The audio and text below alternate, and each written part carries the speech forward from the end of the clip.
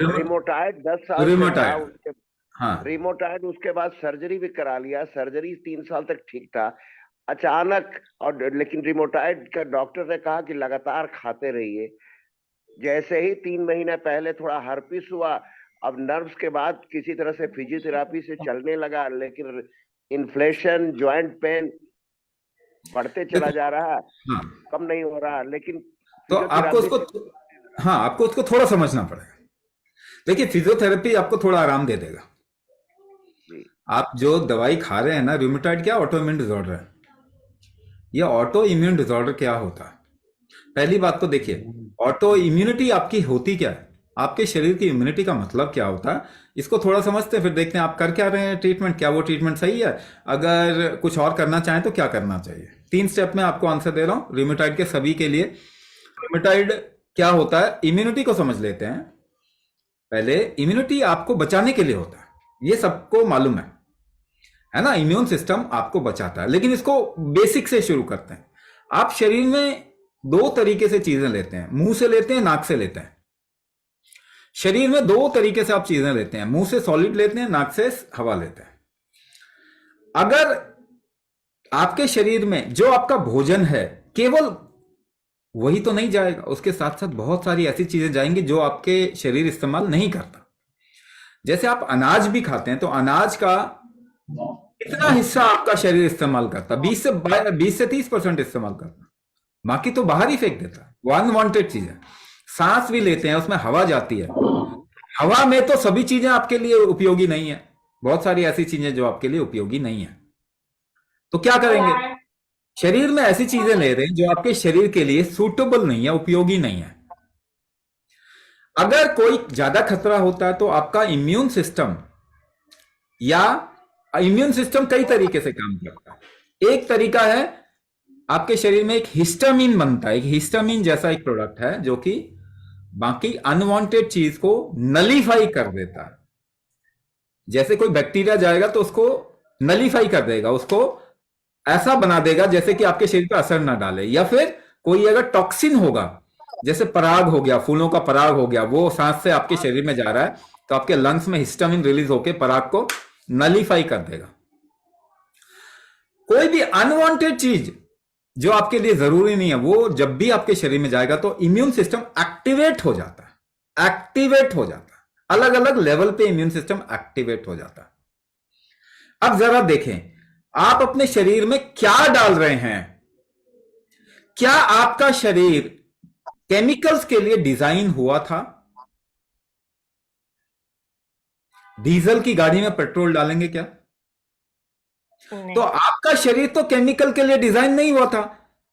नहीं तो आपके जितनी ये दवाइयां हैं, पैरासिटामोल, पेन किलर, स्टेरॉइड, ये सब पेड़ पे लटके होते ना, आप तोड़ तोड़ के खा लेते। तो आपका शरीर तो केमिकल के लिए डिजाइन नहीं हुआ था। लेकिन इसमें बचपन से 2 किलो का बच्चा पैदा हो जो होता है, उसको इम्यूनाइजेशन के नाम पे, वैक्सीनेशन के नाम पे कितने केमिकल्स डाले जाते हैं। तो आपका शरीर अगर केमिकल के लिए डिजाइन नहीं हुआ था, उसमें केमिकल डालेंगे तो क्या चीज एक्टिव होगी आपकी? मेटाबॉलिज्म और इम्यून सिस्टम। भोजन पचाने का प्रक्रम या उपाय चालू होगा आपके शरीर में, या इम्यून सिस्टम जो गलत चीज है उसको निकालने का उपाय चालू होगा। इम्यून सिस्टम एक्टिवेट होगा। ये दोनों उल्टा काम करते हैं। इम्यूनिटी एक्टिव होगी तो मेटाबॉलिज्म नीचे जाएगा, मेटाबॉलिज्म एक्टिव होगा तो इम्यूनिटी नीचे जाएगी। ये ऐसे बैलेंस, होमियोस्टेसिस होता है, एक बैलेंस होता है दोनों का। तो आप अनजानी चीज है, भोजन ऐसा कर रहे हैं जो आपका भोजन ही नहीं है, hybrid, inorganic, process, genetically modified. तो आपका मेटाबॉलिज्म ऊपर जाएगा, इम्यूनिटी ऊपर जाएगी, इम्यूनिटी ऊपर जाएगी। दवाई खाएंगे, इम्यूनिटी ऊपर जाएगी। भोजन खाएंगे, इम्यूनिटी ऊपर जाएगी। वातावरण को प्रदूषित कर दिया, हवा लेंगे, सांस लेंगे, इम्यूनिटी ऊपर जाएगी। इम्यूनिटी बार बार ऊपर जा रही है, इम्यूनिटी बार बार ऊपर जा रही है। आप कुछ भी कर रहे हैं, इम्यूनिटी जा रही है। इतना ही नहीं, आपको अगर मेंटली और इमोशनली लगे आप खतरे में आ गए, तो भी इम्यूनिटी ऊपर जाएगी। स्ट्रेसफुल सिचुएशन है, सोशियो इकोनॉमिक सिचुएशन खराब है, लोडेड है, लोड आता है ह्यूमन बॉडी के ऊपर, इम्यूनिटी ऊपर जाएगी। स्कूल में बच्चे पढ़ने जा रहे हैं, इम्यूनिटी ऊपर जाएगी, क्योंकि उनको समझ में नहीं आ रहा है पढ़ के करेंगे क्या। बेरोजगारी क्रिएट करने का तरीका है एजुकेशन। 100 साल पहले कोई बेरोजगारी नहीं थी, पढ़े लिखे लोगों में ही बेरोजगारी होती। 200 साल, 1000 साल पहले कोई बेरोजगारी नहीं थी। बच्चों को समझ में आता है कि ये तो बेकार चीज है, इसका तो हमारे को समझ में नहीं आ रहा, कनेक्शन ही नहीं समझ में आ रहा, तो इम्यूनिटी ऊपर जाती है। जॉब करने जाते हैं, इम्यूनिटी ऊपर जाती है, रिस्क है। कोरोना आ गया, इम्यूनिटी ऊपर जाती है, बार बार बार बार बार बार जाती है। मेटाबॉलिज्म तो ऊपर उठ ही नहीं पा रहा, उठता है फिर नीचे गिर जाता है, उठता है नीचे। सारे मेटाबॉलिक डिजीज बता दिए मैंने। दुनिया में मेटाबॉलिक डिजीज क्यों हो रहे हैं? क्योंकि आप खतरा इतना पैदा कर रहे हैं अंदर। और इसी को एडवांसमेंट कहते हैं, इसी को साइंस कहते हैं, अंदर शरीर में खतरा पैदा करने को। और इसी को ट्रीटमेंट कहते हैं, जबकि एक को भी ट्रीट नहीं किया गया। आपको लगता है कि अरे कोई नंबर दिखा के आपको बोल दिया देखो आप तो ठीक हो गए, 2 साल 3 साल के बाद में फिर क्रैश हो जाओगे, 2 साल 3 साल के बाद में फिर क्रैश हो गए, और उसके बाद में क्रैश खराब होगा पहले के मुकाबले, क्योंकि पहले तो शरीर में जान थी अपने आप को ठीक करने की, आप उसे बार बार गिराते जा रहे। इम्यूनिटी जो आप खा रहे हैं स्टेरॉइड, स्टेरॉइड खाने से होगा क्या? आपकी इम्यूनिटी को आप नीचे करने की कोशिश कर रहे हैं।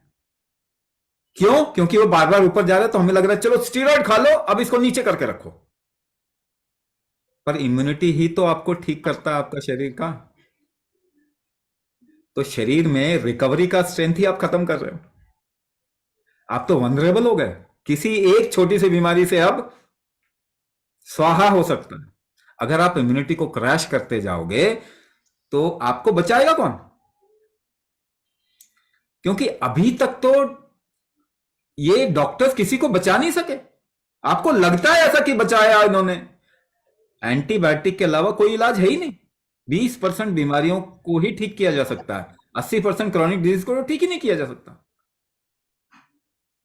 तो कहने की बात यह है कि इम्यूनिटी आप नीचे कर करके, क्या ये सही तरीका है इसको हैंडल करने का, ऑटोइम्यून डिसऑर्डर को? नहीं नहीं, ये तो इंसान को क्रैश करने का तरीका है। मगर क्या करें, अब तो कोई दूसरा उपाय भी नहीं है ना, क्योंकि हमने काम ही नहीं किया हेल्थ के ऊपर। 100 साल में हमने रिसर्च ही नहीं किया ढंग से, हमने ऑल्टरनेट पे रिसर्च ही नहीं किया, केवल केमिकल्स पे रिसर्च किया। ऑल्टरनेट पे अगर हम रिसर्च करते तो ये चीजें तो बड़ी आसानी से ठीक हो सकती है। ऑटोइम्यून डिसऑर्डर तो बहुत आसानी से ठीक हो सकता है साहब, क्योंकि ये तो आपका शरीर डिजाइन ही नहीं हुआ ऑटोइम्यून डिसऑर्डर के लिए। ये तो मेटाबॉलिज्म को इंप्रूव करने के लिए, अपने को बचाने के लिए इम्यूनिटी। मगर क्योंकि हमने इसको क्रैश कर दिया, तो अब उपाय क्या? स्टीरॉइड डाल के इसको क्रैश कर रहे हैं। मेटाबॉलिज्म तो गिरा हुआ है, इम्यूनिटी भी गिर जाएगी, तो इंसान कहां जाएगा? उसका शरीर तो खत्म है। तो उपाय नहीं होने के कारण ये इलाज चल रहा है। एक तो कहते हैं ना भाई हमारे को तो और कुछ पता ही नहीं है, यही पता है तो यही इलाज करो, चाहे वो कितना ही खतरनाक हो, पर करें क्या? वही इलाज कर रहे हैं। अब दूसरा पार्ट समझना पड़ेगा। मेटाबॉलिज्म को या इम्यून स्ट्रेंथ को क्या हम इंप्रूव कर सकते हैं इस तरीके से कि ये दोनों बैलेंस में आए? हां जी, बिल्कुल कर सकते हैं, क्योंकि इम्यून को क्रैश करने का तो तरीका हमारे पास में है, मेटाबॉलिज्म को बढ़ाने का कोई उपाय है ही नहीं। तो मेटाबॉलिज्म को अगर आप बढ़ा दें शरीर में, इसीलिए मैं बार बार कह रहा हूं, आपको रिकवरी कौन देगा? आपका शरीर देगा, और कोई नहीं दे सकता।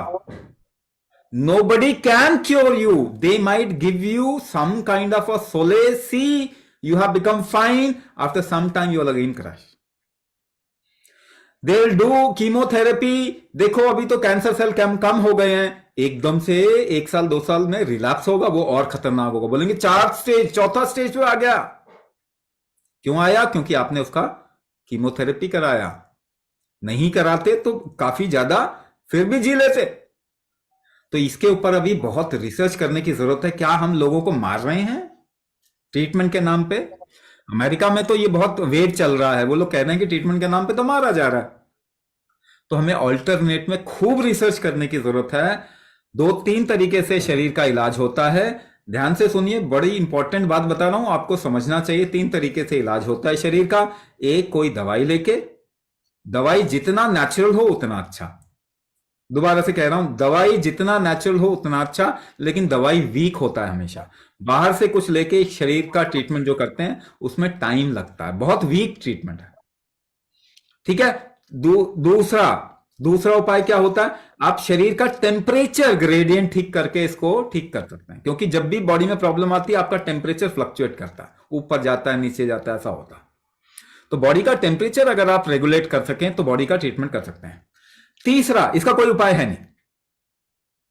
तीसरा, बॉडी का प्रेशर इकोसिस्टम अगर हम ठीक करते हैं तो उपाय कर सकते हैं। आयुर्वेद में इसको प्रेशर इकोसिस्टम को वात कहते हैं, टेम्परेचर इकोसिस्टम को पित्त कहते हैं, और जो कफ है, सॉलिड जो चीज है, उसको कफ कहते हैं।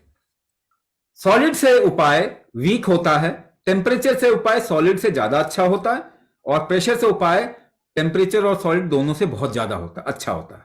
हम क्या कर रहे हैं? प्रेशर से उपाय कर रहे हैं। कुंभक प्रेशर से अपने शरीर को ठीक करने का तरीका है। प्रेशर से ही टेम्परेचर भी रेगुलेट हो जाता है, और कफ भी रेगुलेट, फूड भी रेगुलेट होता है, या सॉलिड भी रेगुलेट होता है। तो अगर आप नेचुरल मेडिसिन, आयुर्वेदिक मेडिसिन और कुंभक को जोड़ते हैं तो मैजिक हो जाता है। कुंभक अपने आप में सक्षम है आपको ठीक करने का, मगर बहुत प्रॉब्लम है। तो क्या करें कि नेचुरल मेडिसिन, आयुर्वेदिक मेडिसिन, कुंभक दोनों को जोड़िए। नेचुरल आयुर्वेदिक मेडिसिन का टेन्योर कुछ समय का रहेगा, उसके बाद वो खत्म हो जाएगा। कुंभक आप अपने लाइफ के लिए एज अ लाइफस्टाइल पकड़ लो, मैजिक होगा, आपकी प्रॉब्लम सॉल्व होगी। ये करने से ही आपको पता चलेगा। ऑटो इम्यून डिसऑर्डर के सिम्टम अगर आपके खत्म हो जाते हैं तो ऑटो इम्यून डिसऑर्डर खत्म हो जाता है। ये ठीक हो सकता है, 100% ठीक हो सकता है, मगर कोई दवाई नहीं कर सकती इसको ठीक। इसको आपका शरीर ठीक कर सकता है, उसका रिकवरी स्ट्रेंथ को बढ़ा दे कुंभक से, और साथ में कुछ सपोर्टिव अगर नेचुरल मेडिसिन लें तो धीरे धीरे करके आपको पता चलेगा कि you will be able to drop chemicals, drop steroids, and then your life will become, your prognosis, your life will become very, very empowered and beautiful.